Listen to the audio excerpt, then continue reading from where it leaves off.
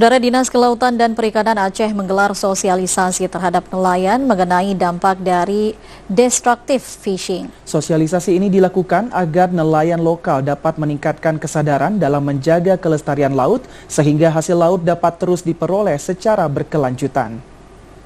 Dinas Kelautan dan Perikanan Provinsi Aceh menggelar sosialisasi terhadap nelayan yang ada di Kabupaten Simelu.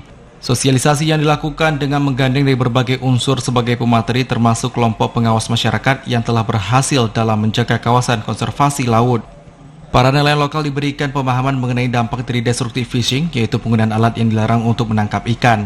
Selain itu, nelayan juga diberikan pemahaman mengenai bahaya menggunakan bom ikan yang dapat berdampak pada pelanggaran Undang-Undang Perikanan.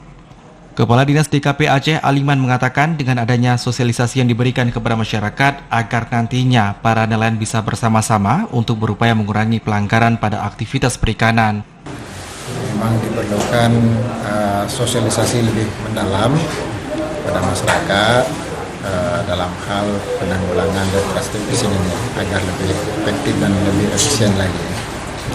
Ya, kita berharap melalui pelatihan ini kepada nelayan nanti bisa bersama-sama dengan kita, Dinas Kelautan dan Perikanan, untuk berupaya mengurangi tingkat pelanggaran ataupun destructive fishing sehingga nanti sumber daya kita ini bisa lebih kita manfaatkan secara berkelanjutan.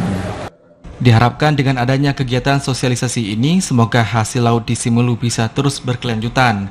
Selain itu, masyarakat juga bisa berkolaborasi dengan berbagai unsur untuk bersama-sama dalam menjaga kelestarian konservasi kawasan laut di Kabupaten Simelu.